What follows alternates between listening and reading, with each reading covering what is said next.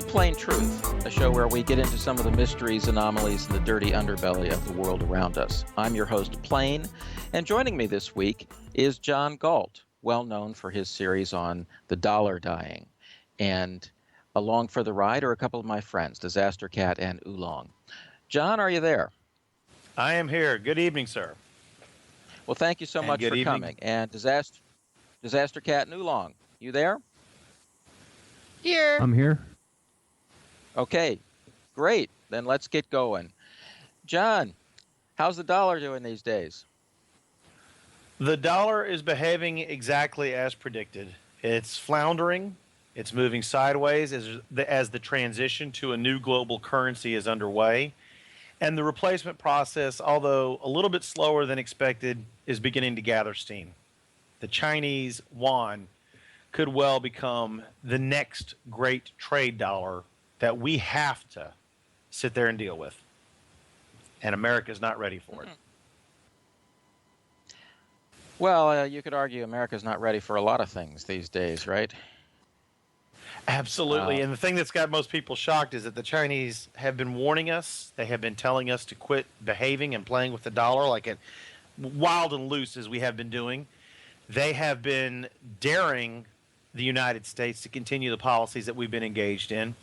And now at this point in time, they're no longer investing any further in our bond market other than rolling over some existing short-term debt, nor participating in expanding trade with the United States, looking to other nations by setting up independent trade agreements. Well, for sure. But it does look like the U.S. is responding by sending boats and planes and soldiers. The pivoting to Asia, or whatever they're calling that, seems to be the response that I can see. What do you think? Actually, that is more of for domestic consumption. In Asia, it's viewed with great concern the seriousness of our defense commitments to Japan, the Philippines, and South Korea. It's one of the reasons that there is a quiet move within the nation of Japan, along with Fukushima, a sideshow, but a very important one relating to the remilitarization of Japan. The law, which I've not had a chance to read in full, but which did pass today regarding essentially a reestablishment, the secrecy laws in Japan, is basically the start to the reestablishment of a new expansion of their military and international intervention. It would appear that the Japanese are going to expand their military to the point up to and including either acquiring crude atomic weapons or advanced nuclear weapons, if not from the United States, definitely from Pakistan or some other willing trade partner. Well, that's assuming that is they don't have them already. Well, besides Fukushima, they do have that. Yeah. Well, what I'm trying to say is there's a good case to be made that Fukushima was their weapons development area.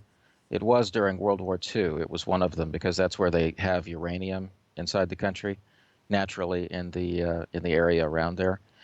And there are a lot of reasons for going into that. I mean, we could discuss that a long time, but it's not exactly a secret. Their policy has been that they have the technological capability to quickly make nuclear weapons, but that they don't want to do that unless they need to.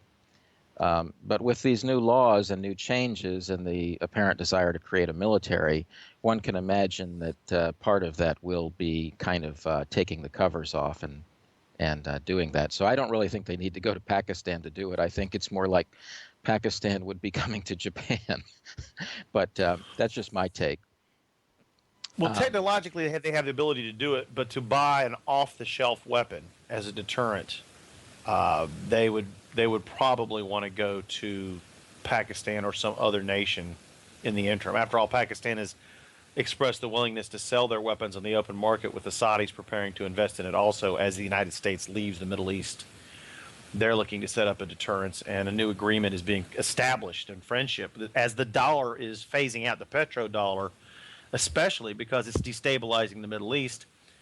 The Saudis are looking to have a viable deterrence to the Iranians, basically back to the old Shia-Sunni dispute, But more so, the rest of the world is looking at what will occur without the United States. The Chinese are starting to nudge the United States dollar out of existence.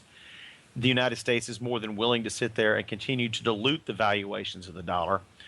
Everyone looks at the popular dollar index, which is on television every day, and says, well, the dollar is still holding its value. But in reality, we depreciated at about 96.7% in the 100 years of the Federal Reserve. Happy birthday today to them.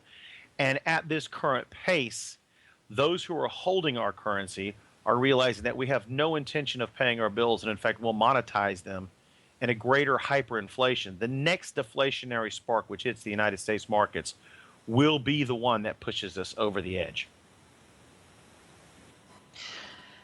Makes a lot of sense. Do you think there's going to be a kind of like an SDR type of agreement anytime soon? You know what I'm trying to say, like a return to Bretton Woods with not the dollar standard, but a devaluation of the dollar and then some trading regime set up like that? I've long argued that there's going to be a difference, a bifurcation. When we first started trading with Japan, we created a trade dollar. Now, they're a little bit heavier than the standard 1 ounce silver dollar of that era, the Morgan. Very collectible, highly collectible dollars. However, the Japanese did not trust the Morgan dollars. They didn't feel that they were heavy or the proper design to be real silver, so they insisted on their own dollar for trade purposes with the United States. So we created the trade dollar. My feeling is that the United States will go into a bifurcation.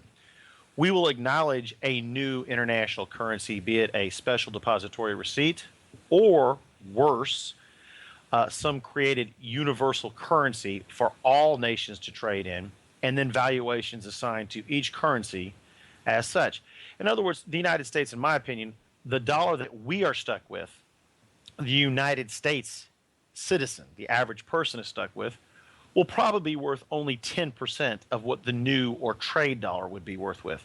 So if you traveled overseas and you wanted to use the international currency unit, your trade value would be 10 to 1. You're going to have to trade $10 to reach one universal unit or whatever you wish to call it. At that same time, Germany might be 1 to 1, Great Britain 2 to 1, et cetera, et cetera. The yuan will have a large influence on this because they're going to immediately, upon creation of such a currency, push all of those dollars that they have, $1.4 trillion, cash, bonds, and other instruments, back into the U.S. system, creating a tidal wave, as will other nations, to liquidate their holdings in dollars and exchange them for the new trade dollar. What happens to a currency in a nation that no one else in the world wants? However, there's suddenly trillions upon trillions of them more in circulation forced into that one nation. You have Zimbabwe. And we are heading on that path at such light speed. There's this mythology that has been established by the mainstream media and our leadership that the world will not function without the United States. I have long called BS on that for a very extensive number of reasons, but most of all, we abandoned the concept of a strong currency, and all it will take now is one mistake, be it a bank failure, a state default, or, as I highlighted in that fictional series I wrote several years ago, The Day the Dollar Died, the failure of a bond auction, when the Federal Reserve is no longer participating in purchasing and the rates skyrocket so much, over 100 basis points, that indeed it creates a financial crisis that sets the entire markets into a tailspin. Couldn't you make an argument, John, that China is already surreptitiously repatriating a lot of that money back, be it through gold purchases or what have you? Absolutely. They're making this move not just via direct investment through the United States. They attempted to buy United States companies, and we blocked them at every turn. They wanted to buy Chevron. We said no. They wanted to buy Dow Chemicals. We said no. They wanted to buy several companies in the United States. They wanted to buy real estate. We've blocked them. So what they're doing is they're taking their monies and their dollars, repatriating the long-term bonds back to the Federal Reserve. They should be, there's no way to actually measure this, but they should be out of the mortgage-backed security industry completely. The MBS is gone from the Chinese inventory. From the indications we have, we do not receive accurate data on what the Chinese holdings are, so it's hard to know. And all the rest of it, the cash holdings, the short-term treasuries, they're using them as trading instruments through third world countries, through Middle Eastern countries to acquire gold, to acquire oil, to acquire raw materials in Africa. And that way those countries can purchase goods from the United States for their own use. It's a very convoluted process, but in the end, it's not much different than the money laundering operations our Federal Reserve has been engaged in for over 2 decades now. What about the argument that China needs the United States as much as the United States needs China to keep their economy going? Do you agree with that, or do you think that's incorrect? I think it's a myth. It's a myth propagated by Wall Street to provide the impression that we're more important than other nations in the world. What they seem to forget is for the United States middle class to take a step from its current median income, we'll call it 40,000 just for the sake of this discussion, and then suddenly dropping to a median income of 20,000 would be such a culture shock. We would have to put tanks in the street. It would look like Red Dawn. You'd have to have the police drones everywhere. It would be riots, food shortages, gas lines, the whole 9 yards. For the average Chinese citizen, we're close. But I'm talking full-blown riots, military, martial law declaration, everything. However, for a Chinese individual, a Chinese middle-class family, to take that step back to where they were just 5 years ago, it's not that difficult. How many American citizens could actually adapt to being self-sufficient? Less than 10%. How many Chinese? Probably more than half. So you also have the numbers game to play. They can sit there and sacrifice their citizens either economically or even militarily, and they still have more. We aren't in that position. We have a declining demographic where more elderly individuals are working later in life. They're not earning as much money. Their investments were destroyed in the last 2 decades, thanks to the Federal Reserve, and we no longer have the ability to recover from financial shocks. The Chinese don't need that. What do the Chinese need selling Depends and catheters and goods to 75-year-old Americans when they have an entire world, billions of people willing to buy their cheap goods, albeit not at the same volumes, but they can spread it out and increase their influence and power much faster than we can because we're still using the threat of force to do so. Well, John, then I guess a question that comes from this is, what do you think the powers that be in the U.S., what do you think their plans were in terms of dealing with China? They've helped enable the rise of China, right? But now what are they going to do? In other words, what is their game plan? What is their end game, so to speak? Well, the majority of the wealthiest of Americans, including the Federal Reserve, have already diversified and divested much of their core investments from inside the United States. Remember that if you or I wish to transfer $100,000 to Hong Kong, Shanghai, Beijing, Nanjing, Xinjiang, any of the towns of China, any bank in China or Singapore, anywhere, we have to go through the Internal Revenue Service. We have to go through an application process. If we're making it a permanent exit, we have to pay an exit tax. Most people don't discuss that in the United States, but if you have a certain amount of money over the threshold of $250,000, the tax is somewhere around 35% right now, with an additional 30% withheld until your final taxes are filed. And at this point in time, the United States government is rejecting more applications of citizenship renunciations than it's accepting. We've had the highest number in the last 50 years last year. However, more than that were rejected. Why? Because the United States wants these taxpayers on the rolls so they can seize their assets overseas. Yeah, they've also made it very, very difficult for Americans living overseas to have bank accounts, to get international transfers, all kinds of things. They've really cracked down on the taxes thing. It's really, I mean, we've been okay in my family, but I've watched other people really suffer with it. Yeah, if you try to open a bank account in Germany right now as an American citizen and you're not one of the uber wealthy, if your last name's not Buffett, you're not going to get a bank account in Germany. You're not going to get a bank account in Luxembourg or France, Portugal, or Spain. Ireland, still accepting it, but only for the really wealthy. If you're a middle-class person trying to move funds over there, it's not worth their risk and exposure to the Internal Revenue Service to do so. That should terrify you. Yeah, I think the only reason we've been okay is, one, I'm a dual citizen, and which is another interesting thing that goes along with the refusing, to let people exit. They also don't mind people having to. Another way they get around that is they don't mind people being dual citizens anymore, which used to not be true in the U.S. But we've been here a long time and we've had the account forever. But people that have had accounts for decades in London have lost theirs. Absolutely, and the key part of this that everyone needs to remember is that by forcing American citizens to pay taxes, whether they're owed or not, and that's the key part of the phrase, is part of the desperation factor you see when a central bank knows that a collapse is imminent. Dodd-Frank wasn't just an act providing extra powers to the Federal Reserve. It basically made it easy for, say, J.P. Morgan's CEO to transfer his entire fortune overseas. But if John Galt tried to transfer his entire fortune overseas, they would put a halt on it. They would claim that there was a criminal investigation. They would claim that I owed back taxes. They would claim that I was trying to escape from my financial responsibilities to the United States government.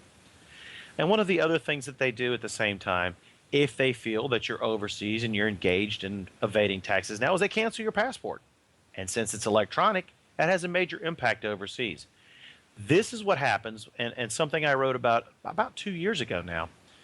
What the world's largest concentration camp is almost complete. The United States. They have figured a methodology to financially and physically prevent you from escaping. They need the slave labor. They need the worker bees. They need individuals, especially doctors, engineers, scientists, to stay home. One of the largest groups fleeing the United States right now are doctors, especially those in high-skilled positions, heart surgeons, cancer specialists, plastic surgeons, orthopedic surgeons who can do facial and bodily reconstruction of bones, etc. They're leaving. They're going to Central America. They can open a practice up in Costa Rica tomorrow. They agree to take care of the locals for a very small fee. They can bring all the Americans they want on tourists. Why? Because they know the dollar's dying. Now, they may still engage in trade in dollars for the time being, but the alternative and opportunity to engage in commerce in local currencies, and in some countries that includes the yuan, like Ecuador, where the yuan is having a major influence, you can sit there and escape the dollar hegemony, and that will sit there and cause ripple effects as the smartest, the brightest, and the most skilled flee in droves. Those who know have made those arrangements already. Everyone's waiting for that final flip of the switch, and the government is moving closer to that every day. So how long before they start Cyprusing the people and bailing into their account, John? They're already doing it to some extent. One of the dirty, dark secrets of Obamacare is that those individuals who are signing up for Medicaid, the so-called poor people's alternative, one part of it that was buried in one of the continuing resolutions, I think it was the 2012, early 2012 one, was a part called the Asset Recovery Act. What people are finding out as parents, grandparents, children, spouses die. Say, for example, I was on Medicaid and I passed away, and my wife gets a bill from the government notifying them they're seizing whatever investment accounts I have and some property that I owned. There's nothing legally she can do to retaliate against that, to stop it. It's in the law. They're seizing people's money out of their bank accounts. If they don't take enough out, or they set your Obamacare account up incorrectly, what they're not telling you is if you're going through the government to pay your fees, the subsidies that they're quoting people are false. People are getting quotes for insurance that goes into effect on January 1st. Does anyone know what happens on January 15th? Any guesses? Sequestration Part 2 takes effect. The second phase of sequestration cuts the budget for subsidies to Obamacare by 7.8%. So these subsidy quotes that you're receiving through the Obamacare website are about to be reduced The insurance companies have said, we will not accept them. We will not take the hit. Doctors are already refusing to take Obamacare insurance. In California, a survey was conducted in the last 3 weeks, and 70% of doctors said they will not accept Obamacare insurance. So that leaves the individual to pay the difference. And you might get a quote of $299 a month and think you've got the greatest deal in the world. And then when that next withdrawal comes out in February 1st or whatever date they schedule your withdrawal for the February insurance, it's $329. And who do you call? You call a government agency worker. And what do they tell you? Oh, well, that subsidy quote was subject to change. They can take money out of your account. It's just like Social Security or any other interaction with the Internal Revenue Service. It's a gateway. If we could go back to the point you made earlier that they may be trying to institute a one world currency or a global currency. When I look at the world, I see the world becoming very polarized, and they may get a one world currency, but it may not be the one world currency that they wanted. The people who are going to engage in the singular world currency are the mercantilists and the financiers. If you don't engage using that particular currency in trade, your goods won't move. They will sit there and force those nations to use that currency. Let's say Nigeria doesn't want to participate for whatever reason. Then Nigeria will be told, well, we're not going to send you our ships. We're not going to pick your oil up because we have to be paid in this currency to pay our insurance for transporting your oil to market. They will blackmail and beat up those nations that do not participate.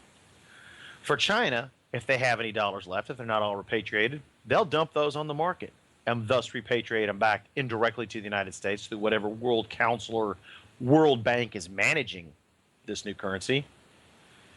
And we're going to end up with a disaster of such unprecedented proportions. Not just hyperinflation here, but those smaller countries who have not had a chance to industrialize and establish themselves with a stable economic platform, the countries that are borderline third world, second world, are going to be wiped out by that same hyperinflation. Their currencies will be worthless in the new trade currency. They won't be able to participate with those nations that insist on using that. To their rescue will be Russia and China. They'll say, we don't have to have that new currency. We'll send our boats, our planes, our soldiers to help protect you. And those nations will accept it with open arms. There are consequences to these kind of decisions. The world banking cartel, which is primarily the old European guard, the Rothschilds, Bank of England, etc., and the Federal Reserve, which has the Bank of Japan's backing, the Bank of Canada, and several other central banks throughout the world, but none of much consequence beyond Japan, Canada, and the U.S., and, of course, whatever participation they get from the Bank of England, they sort of straddle both continents and play both sides of the coin. If they can establish a singular currency, it's more of the purpose to hyperinflate their domestic debts away and to sit there and engage in a pure trade currency to force the citizens of the world to recognize a universal currency and thus save their economies. Germany will be fine. Ireland, for that matter, will probably be fine. The euro might get a little bit of salvation short term, but the southern European nation, the proverbial pigs, are going to get slaughtered. They won't be able to afford it. They'll be bankrupted. The United States, so hyperinflationary bankruptcy. It's a nightmare. So, John, I guess the question, and this comes out of Oolong's point about, the Anglo-American bankers can want a one world currency. But the reality on the earth as we look at it is they don't have the power to do it. I mean, Asia's booming all over except Japan. I mean, you can just see it. One thing is they practice capitalism, which is kind of rare these days. But aren't we looking at more a SCO kind of setup where China, Southeast Asia, Central Asia, perhaps all the way to Turkey, are kind of in this Chinese-Russian sphere, and they will have some kind of barter or currency deals, and they won't use whatever it is the the Anglo-American bankers want to use. Correct. Isn't that isn't that a more likely scenario? I mean, it might be different for Nigeria. Right. It is one of those gray areas that has not occurred in centuries, to be quite honest. Remember, it was the British pound was the world's currency. It was gold that was the world's currency. When the Bretton Woods Agreement went through and the dollar was accepted as the universal currency for the world and the standard reserve currency, as it were, no one ever anticipated the U.S. reaching this point. But China is setting itself up as an alternative. They may say they won't participate as a proportional director in the World Bank. They may just have an advisory seat. They may not even be invited to the table because of what they'll do to the United States in retaliation for this. But they will set themselves up as the quote-unquote savior, just take your little finger quotes for that one, to the poor world, to the third world. And that's where we're going to lose the world. People are going to realize that the United States has become a hellhole, a hyperinflationary domestic hellhole. And they're going to flee U.S. investments. They're going to flee coming to the United States. They're going to avoid dealing with the United States as much as possible because we'll still have some military influence on the world, but we will not have political, cultural, or economic influence as we did in the past. Everyone views money in the United States, the simplistic view from the average layperson, as this inanimate object that sits in a bank vault. Well, that definition was true 50 years ago. Now it is a digitized series of zeros and ones that flows around the world like the oceans. It moves and extracts into and out of countries rapidly, and it can be moved in microseconds, as have been demonstrated by the literally thousands of flash crashes that have occurred since 2011. The world has recognized the danger of this electronic currency. Some countries are learning to exploit it. The United States is trying to exploit it and say you have to use our currency as the standard world reserve currency for the new digital era of trade. The world is beginning to reject that. They can see that we're not going to be responsible enough to manage it at any level, fiscally or via trade, to make it substantially profitable nor functional for their nations to participate. This is the catch-22. We never had provisions to those countries that say no. And with the world's largest countries, China and Russia and India to some degree, saying no, we don't want any part of this, it's only going to create larger trading blocks, separating and segregating the world. And inevitably, as I've said for many years, what follows a currency war is a world war. That is the part where the United States could miscalculate. And that's where we could end up in conflict with China or Russia or through proxy wars once again in third world countries. Well, it's certainly possible to have a war come out of this. You can see that. But on the other hand, it hasn't always happened. I mean, Britain declined, and then we got into World War I. But after that, I don't know. You could argue both sides of that. But, I mean, there have been some declines that were not so obviously, world wars. Looking at the U.S. now, I don't know. Does it really, do you think the spirit is there for a huge war? From the people, no. From the bankers and the industrialists, yes. A paring back of the United States population of 20% would be ideal for resetting the economic balance. For the Chinese, a paring of 20% would be equally as desirable. For the Russians, not so much. They're spread out too thin as it is, and they have a declining demographic issue, somewhat parallel to ours, where the birth rate is far below what is needed, and that's why they're encouraging immigration to Russia and willing to accept their people birth from rate certain is parts up significantly. They've been promoting. But it's not to the point where it's going to sit there and cause a concentrated population growth in the next 10 years that will sit there and solve their economic problems. They really are dependent on raw materials to keep their economy going right now. Russia is still a basket case demographically.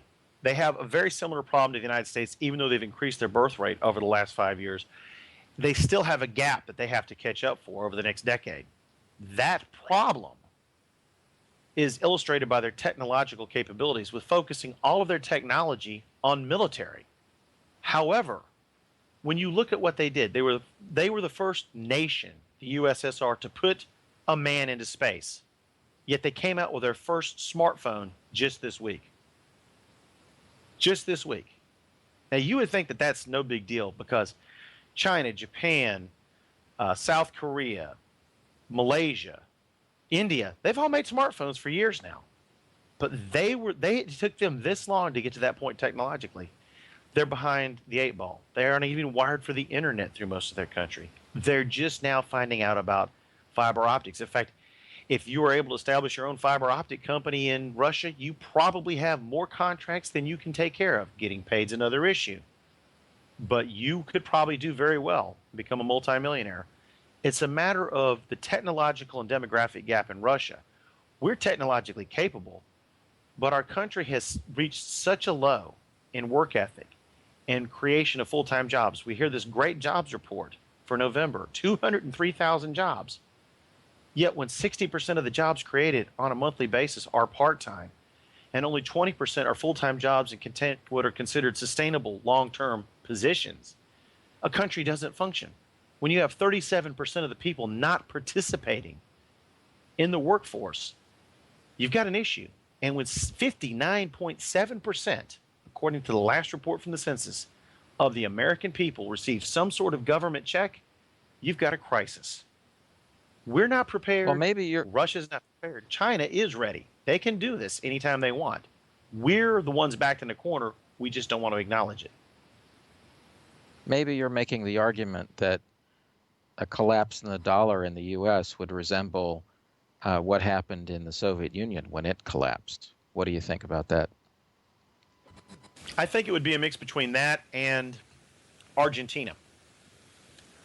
Argentina was a first world nation. And when Argentina collapsed, it got relatively barbaric in the middle class neighborhoods. The retirements were seized.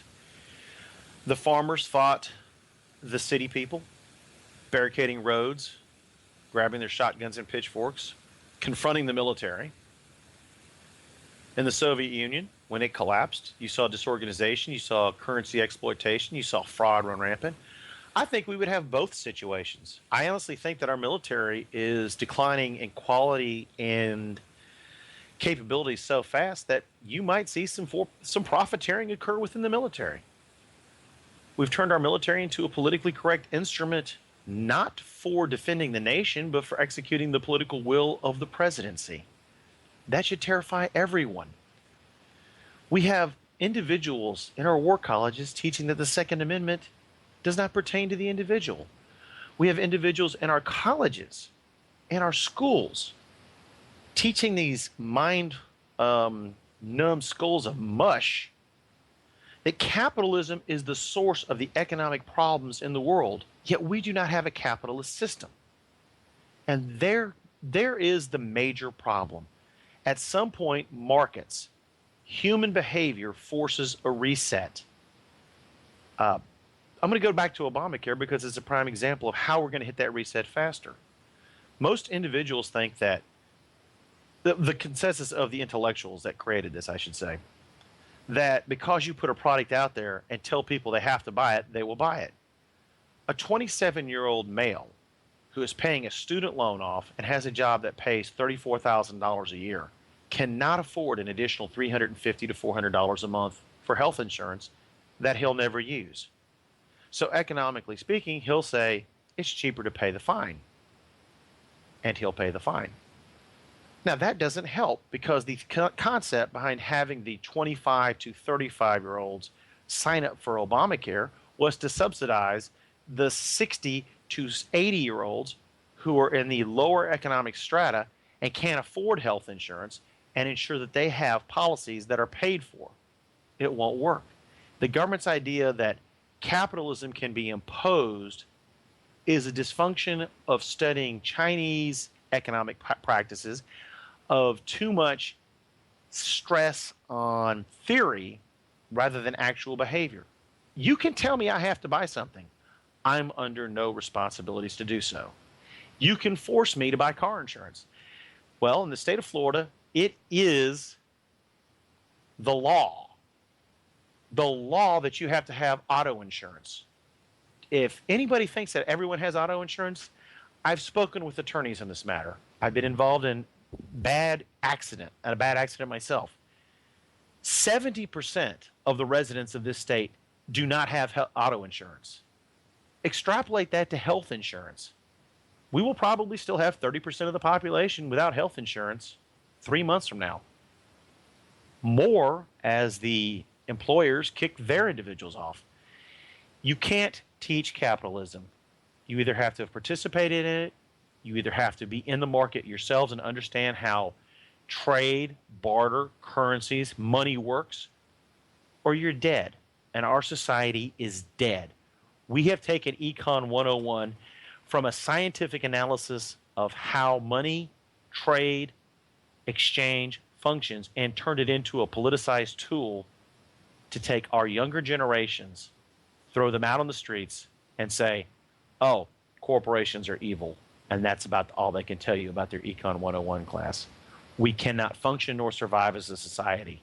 Thus, our economy will seize up, stop, and those with the means to escape, transfer, or divert their wealth to other locations will do so.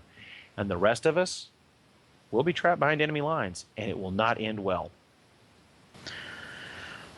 Well, that's a lot to chew on. I mean, I think we've got kind of problems on all fronts. There's the fact that the robber barons really have abused everything and took over. And then there's the fact that the work ethic or the savings ethic or whatever, different things have kind of fallen apart too. And then, as you mentioned, the school systems have not really been promoting good things.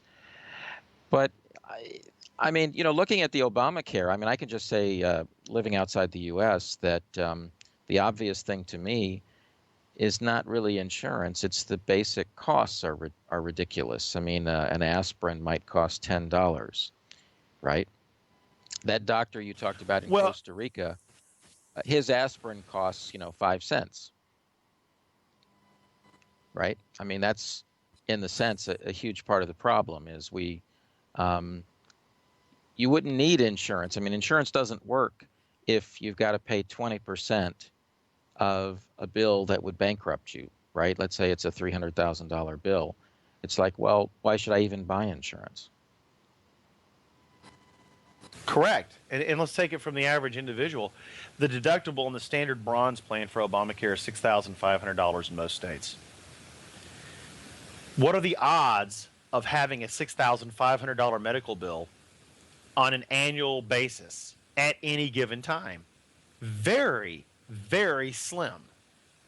I mean, extremely slim. So we go back to the basics of economics. People are going to say, well, what am I going to do? I need my car. I need my home. I need electricity. I want my iPhone to work. I want to have car insurance just in case someone does hit my brand new Scion or Prius or whatever. They're going to buy what they have to function every day, and they're going to put health insurance on the shelf. So the idea of imposed economics is not going to work. And that is what they're trying to do, is impose economic theory on individuals. It doesn't work that way. You have to buy a house. No, I don't. It's more economic to rent. You have to buy a car. No, I don't. It's more economic to lease. You have to buy health insurance. No, I don't. It's more economically logical to go bankrupt or sign up for the catastrophic plans after an incident occurs. I mean, the problem with insurance is that most individuals view insurance as, well, health insurance is a necessity. Look how it's working in Canada.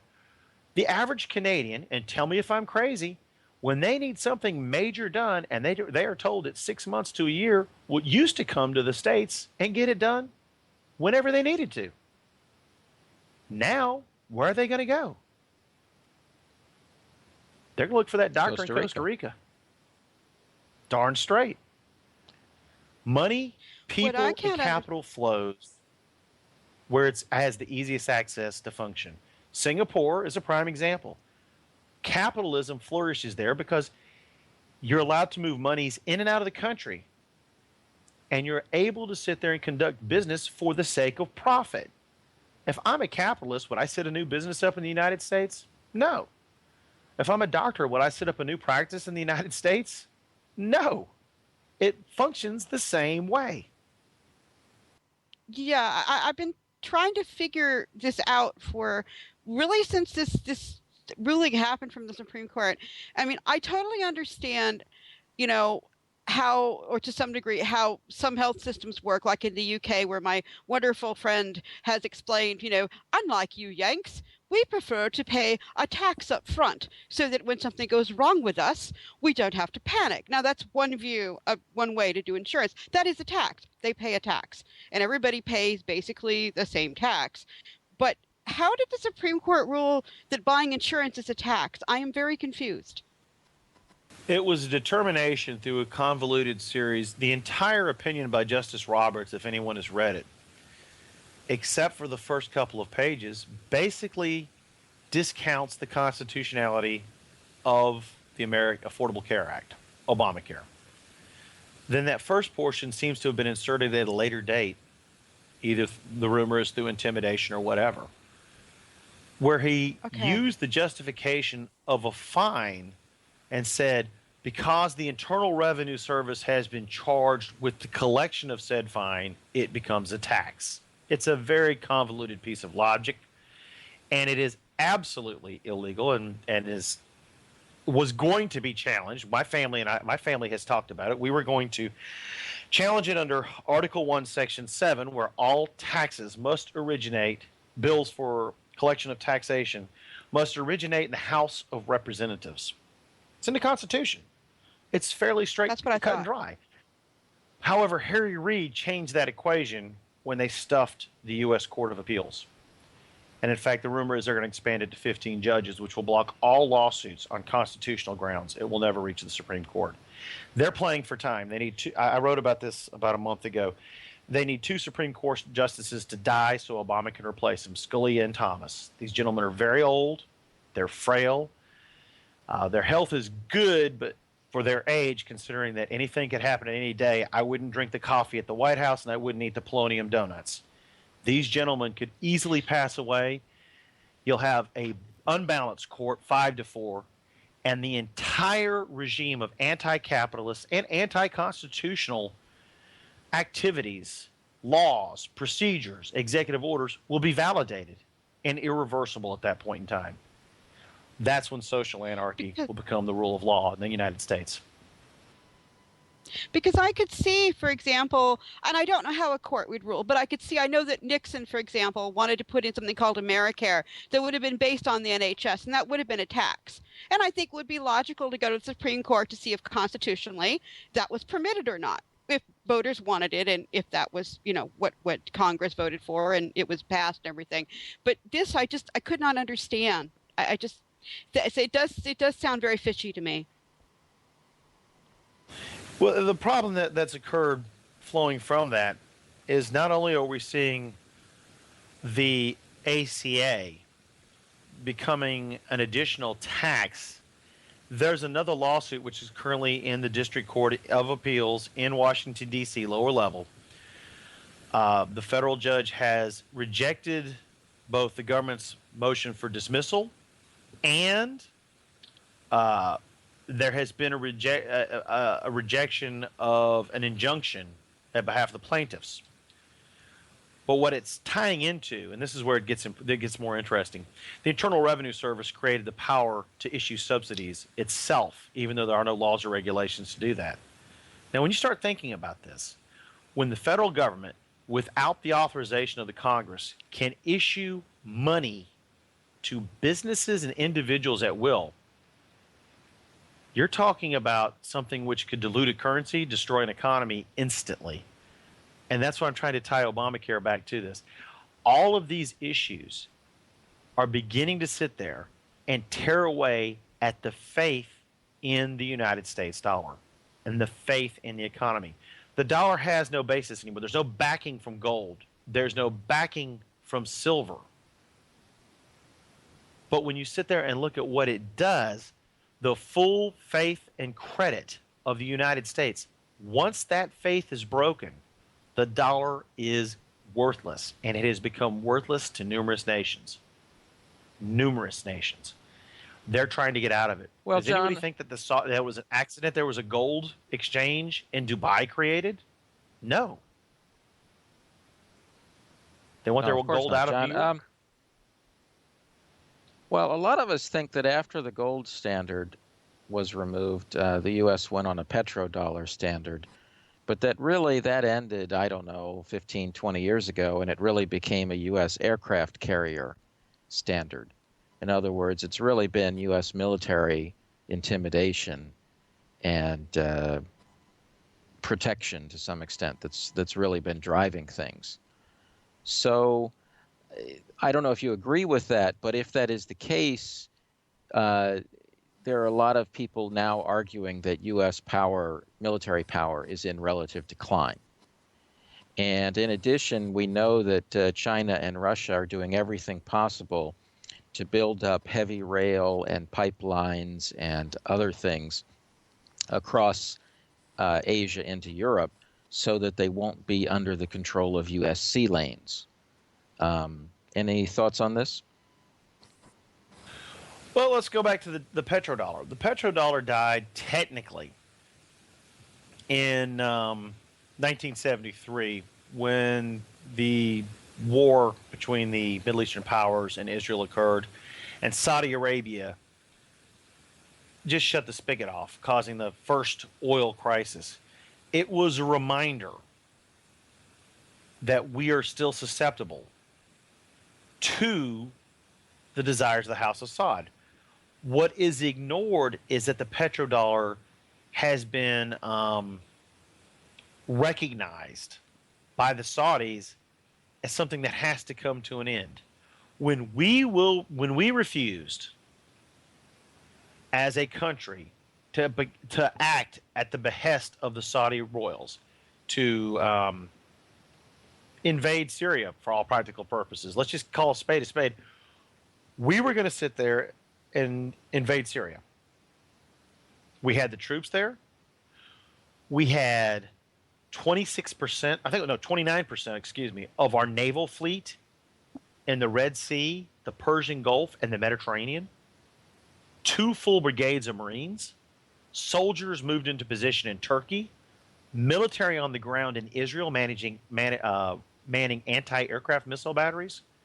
We were ready to begin that invasion. And something caused Obama to get cold feet. Now, the rumors from the Daily Mail just a little over a month ago that the Saudis were thinking about severing their diplomatic ties with the U.S. was another stab at what's about to occur. Once the petrodollar's gone, the dollar's back on its own. It's back to its full faith and credit clause. The Saudis, the Chinese, many other nations are looking at this and saying, okay, if the United States military is no longer available to us as a mercenary force, then what do we need the dollars for? For the last 25 years, we've acted as nothing more than a mercenary force for the House of Saud. We've sold them real estate in the United States. We've let them invest in our companies. We've let them purchase influence over our news outlets. If you don't believe me, there's a Saudi prince that owns 9% of Fox News, the News Corp. And they have pulled stories critical of Saudi Arabia, including the riots, the Shiite riots, which occurred last year and the year before. When you start to add all of this up, you begin to realize that the Saudi influence was way, way greater than it should have for the proportion of their dollar holdings and investments in the United States. But it was their threat of disrupting the petroleum markets and the petrodollar that kept us in check. Now we're about to become, quote unquote, petroleum independent. We could have been already if the pipeline had been built from Canada to the United States and expanded our oil exploration with more fracking and Gulf exploration. We could be energy interdependent by 2017. Instead, Obama wants to use our excess oil production to pay off our debts to China and export our oil to China and to Japan. It's going to destabilize the region. And without, as you call it, the aircraft carrier dollar, which is really what it was for 25 years. We held the value of our dollar up based on our military force. Now that our military is in decline, whether by design or desire of those in charge, we're withdrawing from the world stage, creating greater instability. And thus, with that instability, the realization the dollar is not the greatest issue to have, the one thing that we need, people are going to begin fleeing the dollar, going to gold, going to silver, going to oil, going to agricultural goods, going to farmland, and of course, the worst thing in the world, going into foreign currencies that have better guarantees. The latest rumor about the Chinese yuan is that they're going to back it with gold or issue a foreign trade version of the yuan backed by gold. And that's why they're hoarding gold. If they were to do that, the United States dollar would plummet in value by 50% overnight. So we have to recognize that we're no longer in a position to dictate geopolitical policy. Oh, we might have 2 aircraft carriers parked off your shores, but unless we're willing to use them, that intimidation factor, that power to enforce the dollar disappears. Obama doesn't want to go to war. He doesn't want to be known as the president that starts World War III. But ultimately, the bankers may push him into that corner, whether it's picking on some poor third world country to make an example of them, like Libya,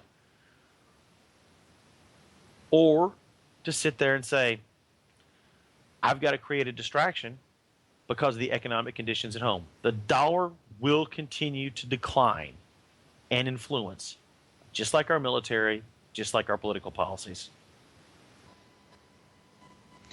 Well, it would seem to me, though, that time is running against the American empire or the petrodollar standard or whatever you want to call it, because, well, as I mentioned a minute ago, China and Russia and all of Asia, really, including Turkey, they're all in a mad rush to build up all of this stuff like heavy rail and pipelines.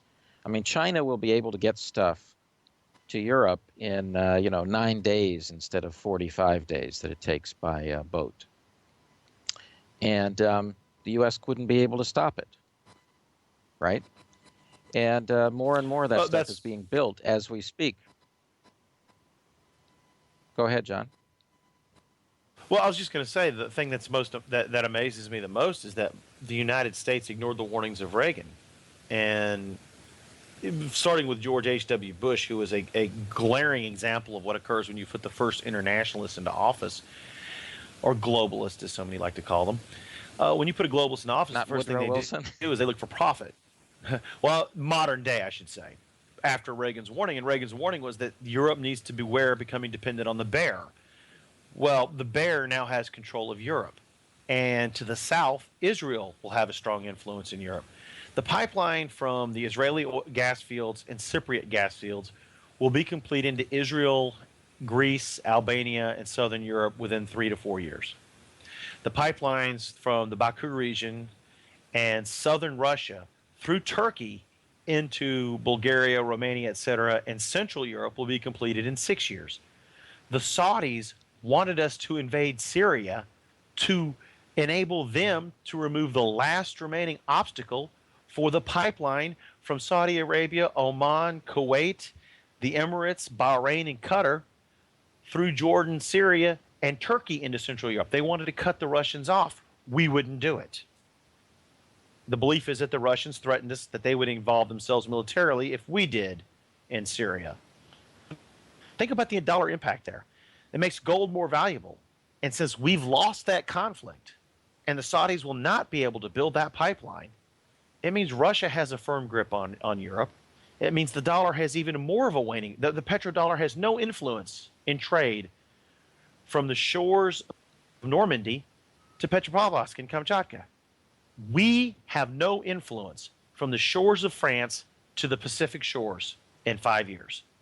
The Obama administration recognizes that and says, well, we're not going to have influence in the Middle East. We might as well get out of there and try to just have a relationship of trade and avoid a strategic conflict with China. That theory is flawed because they don't understand the Chinese mindset of playing for the long term. But the Chinese understand that they have the ultimate domino with the U.S. dollar. They can actually control how much our dollar is worth.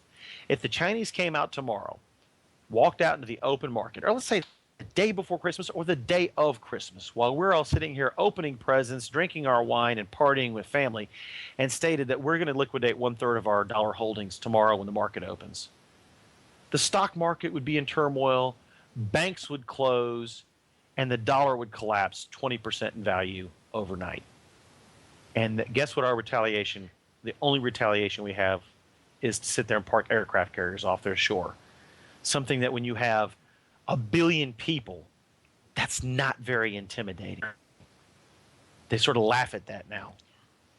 And that's where the problem I think there's an issue. I'm sorry, go ahead, Oolong. Go ahead, Oolong.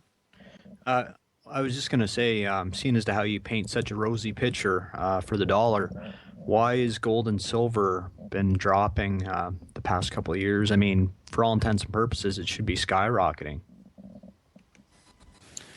In a logical, non-manipulated market, that would be correct. Let's take a quick example of gold. It's amazing what has occurred in these markets in the last 20 years. The creation of the Pledge Protection Team was no accident. But right now, open contracts for December have been reduced to 3,000. It was at over 300,000 at one point in time. The open contracts for February 2014 are at 236,103 contracts as of the close of trading today. That's about $29.6 billion worth of gold on the COMEX. The COMEX only has $10 billion worth of gold. They're selling more paper gold than there is gold available for actual delivery. If you sit there and take 1 million contracts to say, I'm going to short gold, and that gold's not available, and you only offer 500,000 contracts to go long gold, there's an imbalance. However, there's no regulation saying you can't do that. The United States regulators have turned their back, so they're pushing the price down on gold artificially. When you have people have this concept that there's the Federal Reserve and then there's Federal Reserve banks. The largest shareholders in the Federal Reserve are J.P. Morgan Chase, the founder, Goldman Sachs, Citigroup, which is the former Knickerbocker from way back in 1907, and Bank of America now under its Merrill Lynch banner. When you think that they do not manipulate markets because the regulations say that they can't, it's a naive concept. They can go out and buy futures in microseconds and turn prices up and down at will. The issue with silver is also in the same manner. There's more contracts than physical silver available for delivery. If the United States were to say, you can no longer sit there and use a cash settlement for those contracts, you have to deliver, they're out of business. There's no more COMEX. There's no more NYMEX. It's gone. Shut the doors because they can't do it. If they were told that they had to deliver all the gold to Germany out of the Federal Reserve in New York, it doesn't exist. It's been leased out multiple times. And the Chinese are happy to sit on the sidelines, let them play these games, and just scoop the gold up even cheaper. Correct. Chinese are smart. They're taking the paper contracts. They love the price of gold dropping because what do they get to do? They get to get rid of their worthless dollars. Where do they get to do it? Singapore, Dubai, London. Now, what does London and Dubai and Singapore do when they need gold? They cash out of the American markets. If they can't get their physical gold there, they go out in the open market. When you take it down to the smallest common denominator, the average coin dealer or average silver dealer, to obtain physical gold and silver has become extremely difficult at this point in time. In fact, the premiums at the wholesale level have gone up a full $1.50 in the last 2 weeks on silver. Now, the price of silver has dropped over $2. But to obtain the physical silver has a 3-week lead time. Think about what that means if you had to deliver 1 million ounces. Yeah, I always speculated that one day we're going to wake up and, you know, some rogue wave is going to happen and all of a sudden gold and silver are going to double or triple, you know, virtually overnight. Yeah, and it's quite possible that when you wake up, you'll know that it's bad because the market doesn't open. It's shut down. Think about that. Think about the implications of the government shutting the markets down. I think there would be some type of rogue wave and we would wake up and the price of gold and silver would double or triple overnight. It would actually be quite simple to do that, and it may double and triple overnight in price, not in dollars, but in won, in yen, in pounds, and in euro. And it may not open in dollars. Most people think that United States markets will always be open. When I was on a sailboat in the Caribbean in 2008, and the U.S. Dow futures were down 500 points, lot limit down, there was a real fear the markets wouldn't open. I was with a very wealthy individual at the time who was talking to me. And when I say wealthy individual, I mean 9 figures, retired CFO. And he said, I already took care of my problems. I transferred so much money over to Singapore last night. I was just standing by. And I'm like, wise man. Money is fluid. However, by getting the money out of the hot zone, taking your money out of the fire, you don't have to worry about it disappearing. And that's what most people will do. Now, the average person, if the markets don't open, there's a domino effect. If they were to come out and announce that due to instability in the financial markets, due to overseas events, that the U.S. stock markets wouldn't open, by 8 o'clock that morning, there'd be an announcement of a bank holiday. Gold would continue to go up in price without banks opening, without the U.S. stock market opening, without bond trading occurring. How is that possible? Quite simple. Money still functions. Money still moves. Maybe not the dollar as well. But when you look at what will occur, if you could not get to your bank and you could not access your money via a credit card, a debit card, ATMs were shut down, the first place most intelligent individuals will run is a coin shop. And they'll walk in and say, I'll buy every roll of silver dollars you've got. I'll take a roll of gold while I'm at it. Why? Gold is still the universal currency. When the markets reopen, in whatever currency may appear, you can still use that as a medium of exchange to obtain either a digital or physical count of the new currency or the existent currency. Gold closed at $1,230. Okay, $1,230, no big deal. The markets don't open on Monday and Tuesday and Wednesday. And finally, 4 days later, the banks open, the markets open, the government announces a stabilization program. The Fed says we're going to put $1 trillion of our investments back into the markets to stabilize things. We're going to get our little unicorn flying across the sky, dropping money on everyone's head, and everything will be fine. And your gold is suddenly no longer, the gold that you purchased at the coin shop while the markets were in turmoil is no longer worth $1,230 when the markets open back up. It's worth $2,900. Now, legally, you may not be able to sell it. I'm sure there'll be an executive order or two that gets dropped from the sky with the purple unicorn. But quite honestly, the terrifying aspect of such an event where the dollar collapses is the abject instability introduced into basic economics. Most people don't understand money. Most people think of money as the dollar, the won, the yen, the euro, the Canadian dollar, etc. But money in its purest form is simply a mode of exchange. The oldest are gold and silver. The intelligent will go back to those real money objects, hold them, and exchange them at a later date.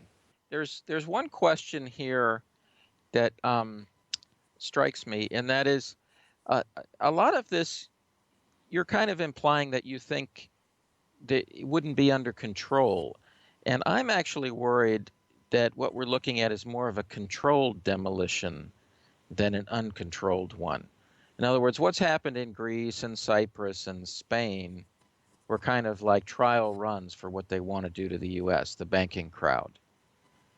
They want a 20% bail-in. They want to cut pensions 50%, that kind of thing. And I might be wrong, but I just get the feeling that this is not totally an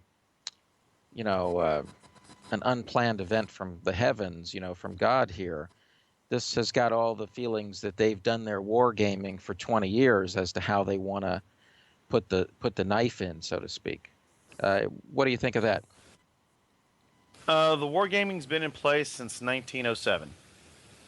And the desire was originally, when the British Empire was strong, to create a world government, and the U.S. would help, and the French would help, and Germany would be, left behind. In reality, and this is the sad, scary, and terrifying part about it, it's been planned, it's happening, and no one sees it. Now, all they have to do is have a trigger event, an excuse, a terrorist action, a war, a hack, a massive hacked power outage, a solar storm. Name your excuse. And that's all they need. And that's what they're looking for, is an excuse. It's been planned. They have this great desire to go ahead and implement this plan. They would love to sit there and have a bloodless coup where the American people scream, our government sucks. We want a global government. The world knows how to manage our economy better. And the banks will be there leading the charge. And that's the part that should worry everyone. It's not the facts that we know now, the corruption in Washington, D.C., the dissolution and disgust with our banking and financial system. The real problem is what happens when, using the powers that they have over public opinion, that they say, we need a global solution. Obviously, money is too complicated. Think about what that means to the average individual. Most people are going to say, I can't gas my car up. I'm going to work this week and I'm not going to get paid. If the world takes over, it'll take care of it? Boom. Let the world take over. Get us a UN bank, quick. And look at what would occur. Think about what happened, folks. It goes back to everything you look at. The NSA spying. I am so... You can tie so many subjects into this. How many people realize that there's over 237 major contractors that work for the NSA that have access to classified data? And how much of that classified data do you think reaches the banks that are in control of the world economy? Does anybody really think that George Soros doesn't own a portion of a company or own one outright through a satellite company that provides data to his investing firm so they can sit there and jump ahead of everyone else in line around the world? Of course he does. Isn't that the... You'd have to be a naive fool to not believe that. Correct. The NSA is to sit there and determine and manipulate economic activity. It's always been economic. Absolutely correct, sir. And plain, I'm going to tell you right now, they're going to go one step beyond that now. Now they're going to try and force you to engage in those kind of activities. Do you know why they're going to want 20% of your pension plan? Because they guarantee the other 80%. Wow. So I only lose 20% and get the 80. That's a good deal. That's awfully generous of them. Yeah, that's, you can tell that, but actually it might be worse than that. They might want 50, you know. And some places will get the Detroit treatment. So that's another angle we got to keep in mind there. Speaking of Detroit, I mean, we know it's a basket case. What do you think are some of the places that might be next on the firing line, so to speak? Well, Detroit was a self-inflicted gunshot wound. Basically, that's what happens when you let a 5-year-old play with a loaded shotgun pointing at their feet and try and clean it by pulling the trigger. This is what happens when you sit there and take the extensions of political correctness and socialist ideology and try and impose them on small little fiefdoms, and it blows up in their face. You can look at the cities that are in trouble right now. San Diego, California. What? That's the heart of Republican country. Yes, and it's been financially mismanaged into the ground. You've got Scranton, Pennsylvania, which is insolvent. You've got Baltimore, Maryland, which should technically be bankrupt. Washington, D.C., which is only surviving at the whims of Congress. Think of some of the other ones. Gary, Indiana. Gary, Indiana makes Beirut, Lebanon at the peak of the war in 1981 look like paradise. You start looking at all these old industrial cities, it's a disaster. We've got Atlanta, Georgia right now running a functional bankruptcy. They're technically in bankruptcy. The county that I reside in, Sarasota County, when the county commissioners were confronted about the debt status, which was downgraded to triple B 2 years ago by S&P, they were told, well, we don't care about the credit rating of our county. We know we have money. We can always just raise taxes. Hey, I've heard that famous phrase before. People don't understand that when you sit there and start taking more money away from the individuals and business people that reside there, eventually those businesses and individuals leave. That's what happened to Detroit. It's what's happening in San Diego. It's what's happening to cities all over California and the state of California. It's what's happening to Illinois. And it's what's going to happen to numerous cities throughout the United States. All you have to look at are credit ratings, and you have to look at the imbalances.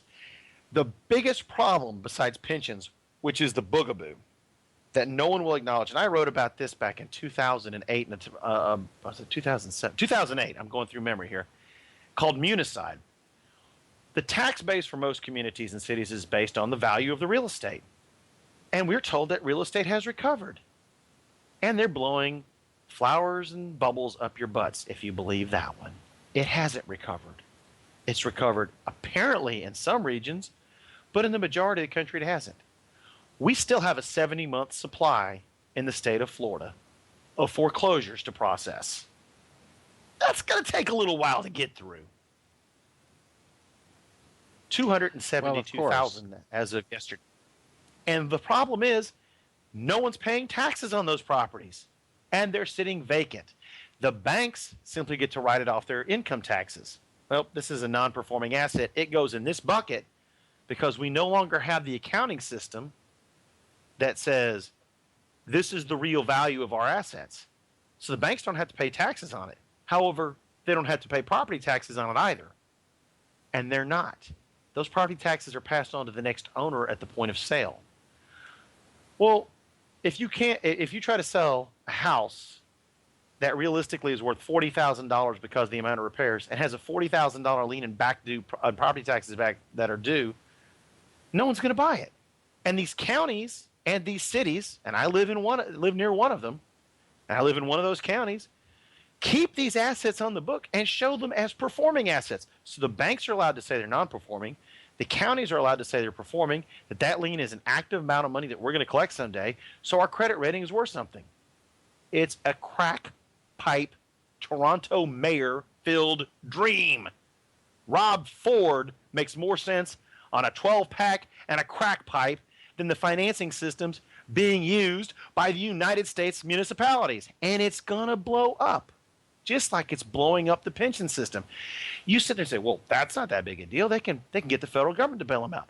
Well, where's the federal government to get at the $896 billion to bail out all the private and municipal pension funds in this country?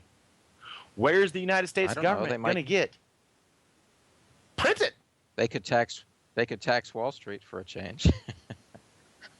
No, we know that they are happen. Wall Street. No, that's not going to happen. It's not, Mr. Plant. It's not going to happen. Problem. But I have. They're going to do one though. thing. I mean, they're going to go to the Fed and say print.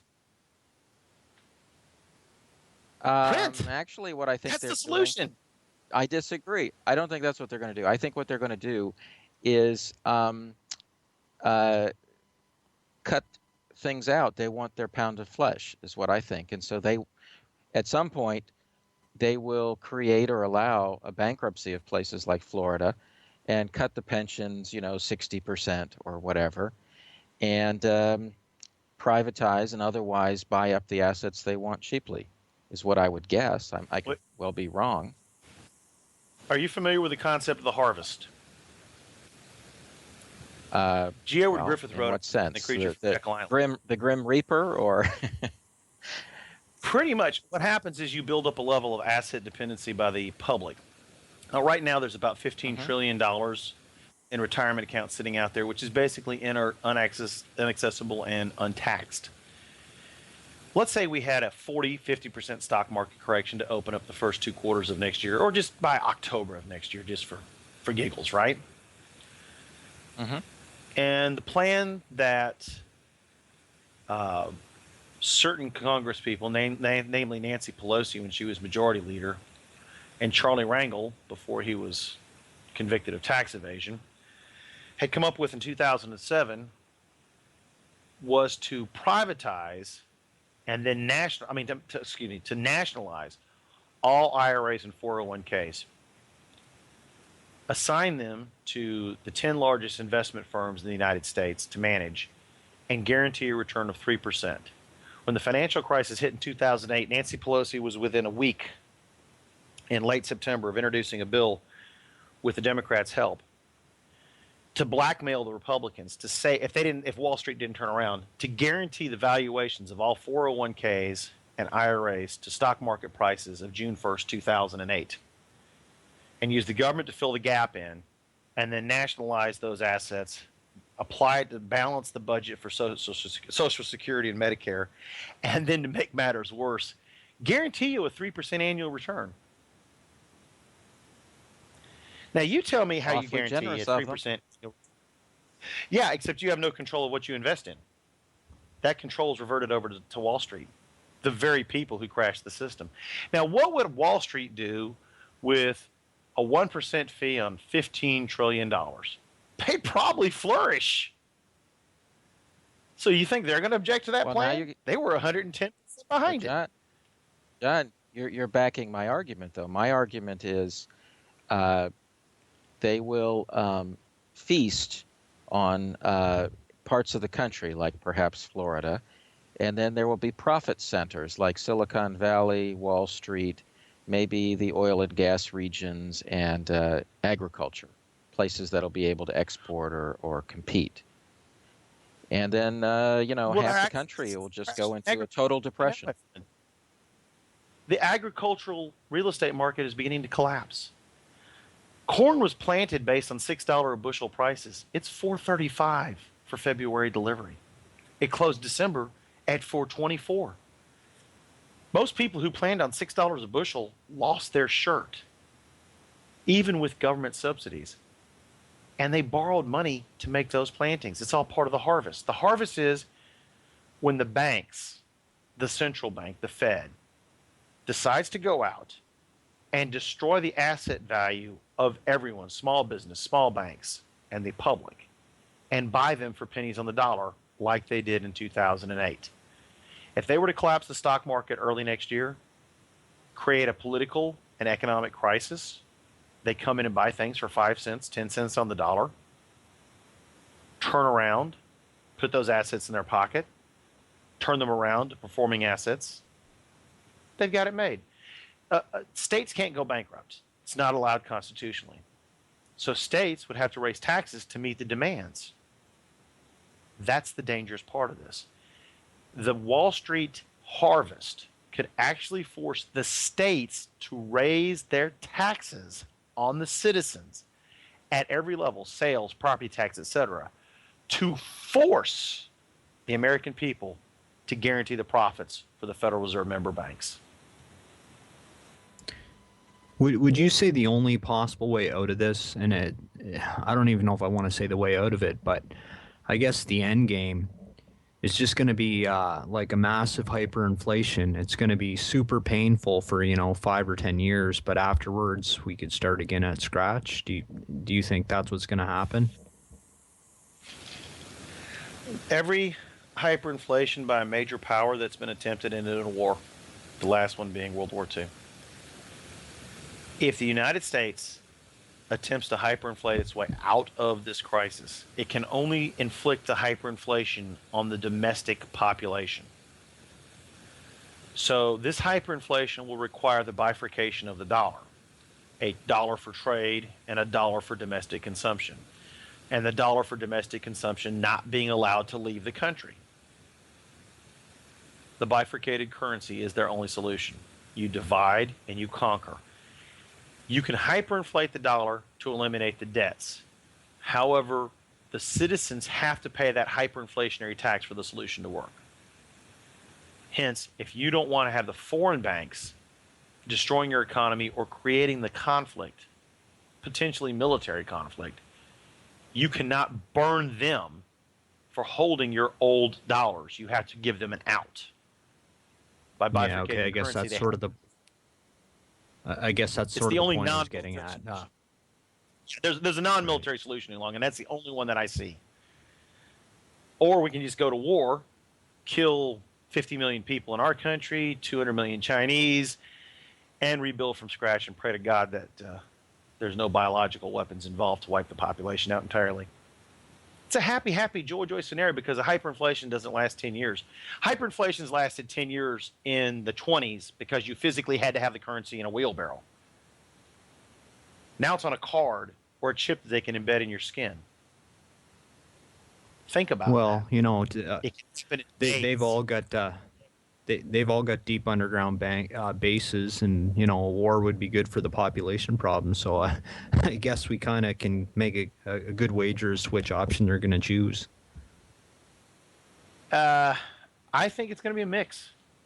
I really do. I think we'll see a little bit of everything in the next 5 years, and I'm afraid that it's not going to end well if you're inside the continental United States, trapped behind enemy lines.